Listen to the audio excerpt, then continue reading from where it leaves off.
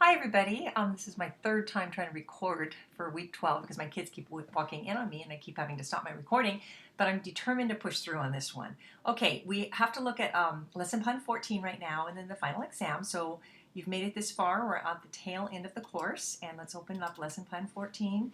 Lesson plan 14 is called the Biblical Scholarship of the New Testament. Professor's lecture and notes. I want to point out there is no lecture, but the notes here is looking at historical Jesus, and what is the quest for historical Jesus all about. It's been since about the 18th century. It really started as out of Germany, and there's a whole school of thought coming out of that in quest for who Jesus was, and they distinguish between what's called the Christ of faith versus the Jesus of history. One of the biblical, there's many biblical scholars that fit into this camp, but one example of one is a man named John Dominic Crossan. He was an Catholic Irish priest for many years, but he is now simply an academic who studies the question about who Jesus was, and his understanding of it is very interesting. Here's a summary of his work, and arguing that Jesus was somebody very admirable, somebody who was trying to engage in social reform and was put to death for that. He places him in what's called the Cynic school of thought. And cynicism is not what one student thought. One student wrote me one time saying Crossan was not a fan of Jesus. He called him a cynic, but we're not using the word cynic as we use it today. It really represents a philosophical school of thought founded by Diogenes at the time of Socrates, arguing for us to move away from materialism and the wants and needs of the world because it leads to pain and suffering, and to focus on what really is important and happiness and so forth. So that will explain that to you here. And then clicking out of those, we're going to go to the required reading. A note up here saying it looks a lot more intimidating than it is. And because a lot of these are one pagers, I'm going to jump all the way down to number 4. And 4, each of these are one page. And really, Crossan wrote a book called Jesus, a Revolutionary Biography. I used to have my students buy the book and read the book. It's chapters 1 through 5. But instead of doing that, I found online one-page kind of summaries of Crossan's work. And so this is an introduction to who he was, the scholar Crossan, and his background. This is his method of how he garners his research. This is his view on what the historical Jesus taught, which I kind of mentioned to you, but he walks you through and gives you much more detail on that one for his one-page summary of it.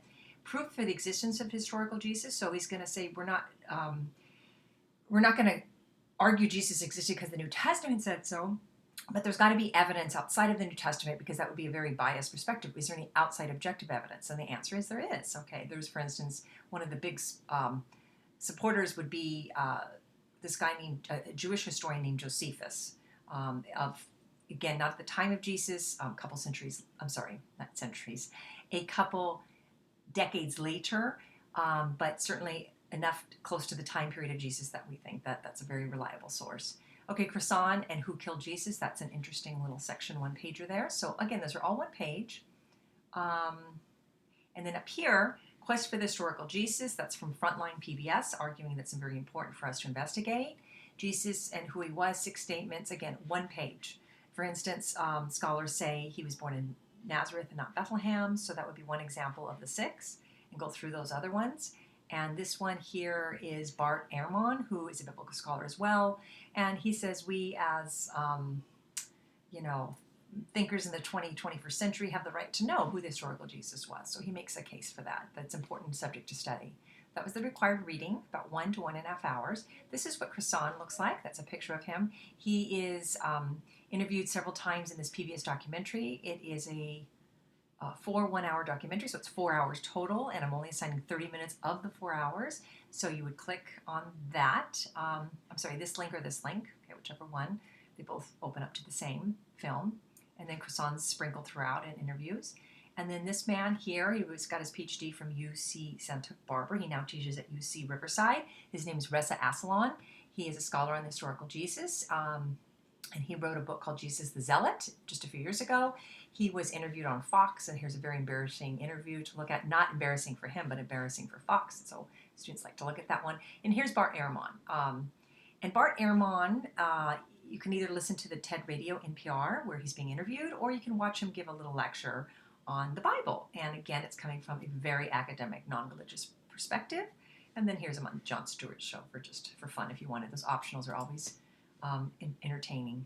So that would be the film watching. The post here is very simple, the 2 bullets and the exam question. Again, you're going to have 4 bullets, and there they are.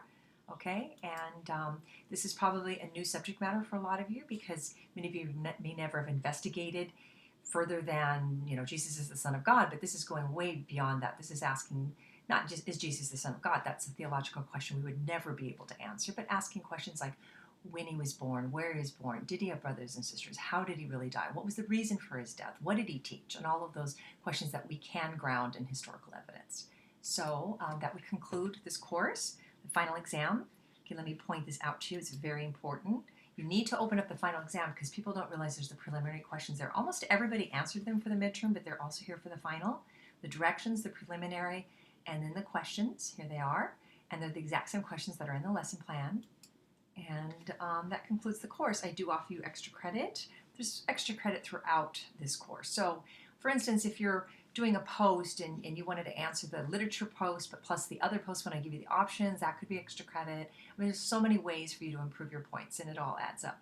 One thing that you want to do, and I'm telling you at the end, but you should know this throughout the semester, is participate and interact because those points are all 100% given to you. I don't even, just as long as I see effort there, that's kind of an effort grade. Okay, so oh my gosh, I think this is my last lecture for you, and I really enjoyed having you all in this course this semester. I welcome you to join me in my ethics online course if you've never taken it. It's structured very similar to this course, very, very similar with the same kind of layout, and I invite you, and maybe I'll see you in the near future in that course. Thank you very much, and it's been a wonderful semester. Namaste for my last time. Bye-bye.